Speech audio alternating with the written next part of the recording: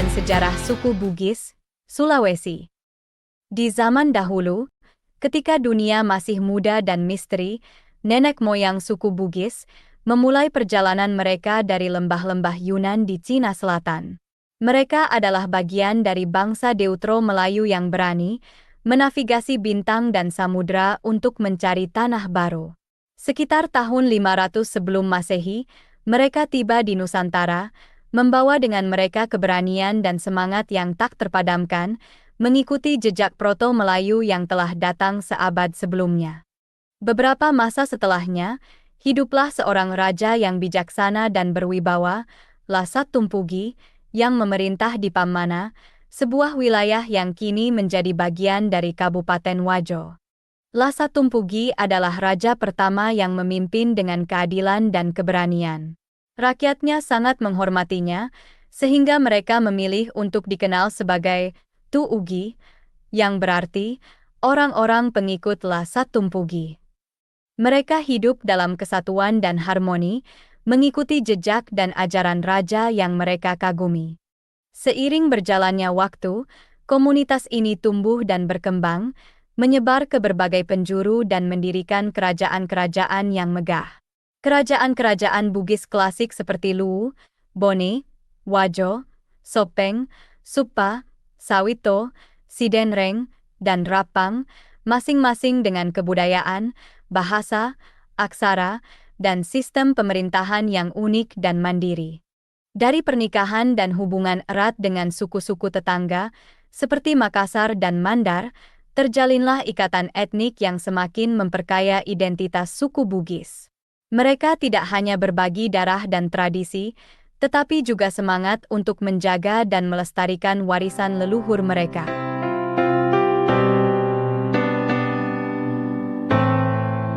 Lasa Tumpugi memiliki seorang putri cantik bernama Wicudai, yang menikah dengan Saweri Gading, pahlawan legendaris yang gagah berani. Dari pernikahan mereka, lahirlah Lagaligo, sang penulis epik yang karyanya menjadi sastra terpanjang di dunia. Keturunan Lasa Tumpugi, termasuk anak dan cucunya, menyebar ke seluruh penjuru Sulawesi kuno. Mereka berlayar menembus ombak, menapakkan kaki di berbagai daerah seperti Sopeng, Supa, Wajo, Sidenreng, Bone, Rapang, dan Sawito. Di setiap tempat yang mereka singgahi, mereka mendirikan kerajaan, memperluas wilayah, dan mengembangkan kebudayaan serta aksara yang unik. Menghormati asal-usul mereka, rakyat di kerajaan-kerajaan tersebut menjuluki diri mereka Tu Ugi, yang berarti pengikut Lasa Tumpugi. Nama ini menjadi simbol kebanggaan dan identitas yang mengikat mereka dalam sejarah dan warisan yang kaya. Legenda Lasa Tumpugi dan keturunannya terus hidup dalam cerita dan tradisi masyarakat Bugis. Kisah mereka mengajarkan kita tentang keberanian, kebijaksanaan, dan pentingnya menjaga warisan budaya. Hingga kini, semangat Tu Ugi masih terasa di antara kita, mengingatkan kita pada sejarah panjang dan tradisi budaya yang penuh warna.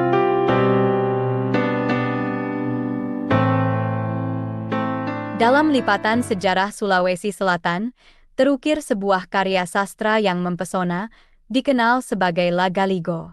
Epik ini, yang juga disebut Surek Galigo atau Galigo, merupakan cerminan dari mitos penciptaan yang dihormati oleh peradaban Bugis.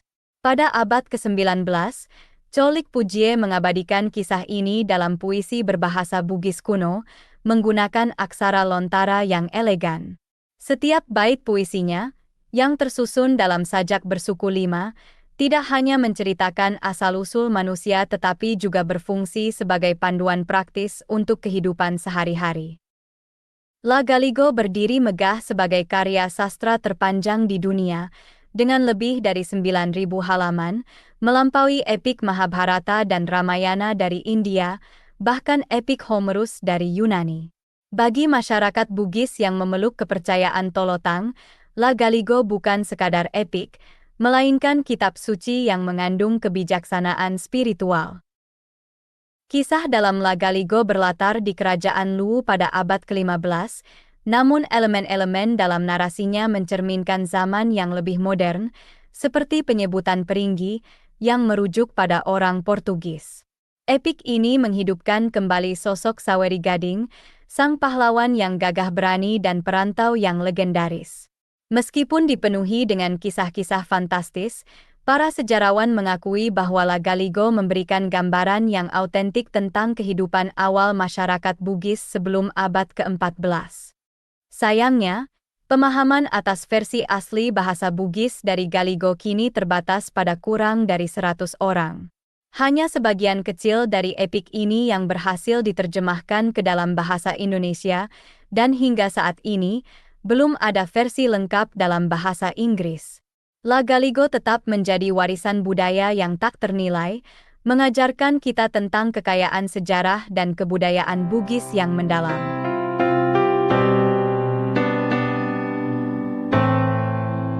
Suku Bugis, yang dikenal dengan keberanian dan kemahiran berlayar, mendiami wilayah-wilayah seperti Kabupaten Boni, Wajo, Sopeng, Sinjai, Bulukumba, Baru, Parepare, Sidrap, Pinrang, dan Luwu. Mereka juga hidup di daerah peralihan, tempat budaya Bugis bertemu dan berpadu dengan Makassar di Bulukumba dan Sinjai, serta dengan Mandar di Polmas dan Pinrang. Sejak zaman dahulu, suku Bugis dikenal sebagai pelaut ulung dan perantau yang tangguh. Mereka mengarungi lautan, menjangkau Malaysia, Singapura, hingga ke benua Asia dan Afrika. Perantauan mereka bahkan meluas hingga Filipina, Brunei, Thailand, Australia, Madagaskar, dan Afrika Selatan. Faktor-faktor seperti konflik antar kerajaan di masa lalu mendorong mereka untuk berlayar jauh, membawa serta budaya dan tradisi Bugis ke lingkungan baru.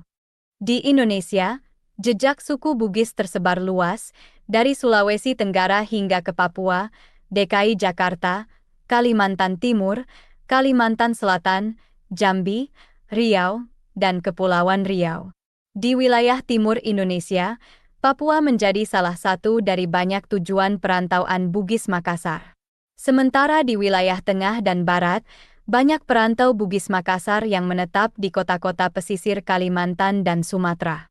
Di Malaysia dan Singapura, mereka telah beranak pinak dan keturunannya kini menjadi bagian integral dari kedua negara tersebut. Jaringan perantauan ini dimulai oleh seorang pemuda bangsawan Wajo, Lamadukeleng atau Arung Singkang, yang berlayar menuju Kerajaan Pasir. Lamadukeleng tidak hanya menjalin hubungan politik tetapi juga perkawinan dengan penguasa Kerajaan Pasir, hingga akhirnya ia dinobatkan sebagai Sultan Pasir.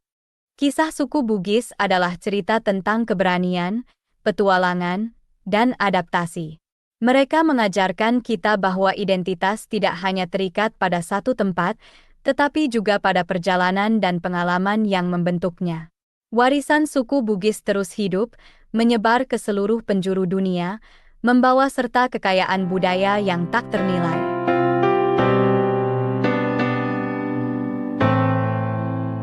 Dalam lipatan sejarah yang kaya, suku Bugis telah lama dikenal dengan tradisi perjodohan dan pernikahan mereka yang unik.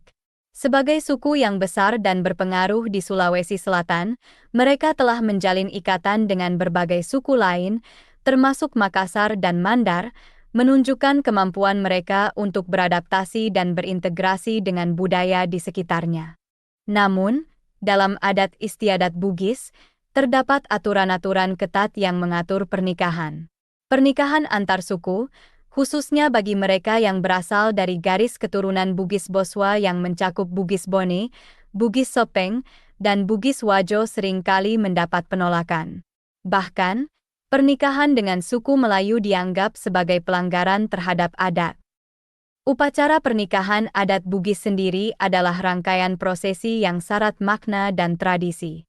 Dimulai dengan Mamanu-Manu, sebuah prosesi penyelidikan untuk mengetahui kesediaan calon mempelai wanita, diikuti oleh Mapetuada, lamaran re sebelum Masehi yang menandai keseriusan niat, dan berbagai tahapan lain yang mengikuti 4. Setiap langkah dalam upacara ini tidak hanya simbolis tetapi juga mencerminkan nilai-nilai dan kepercayaan yang mendalam dalam masyarakat Bugis.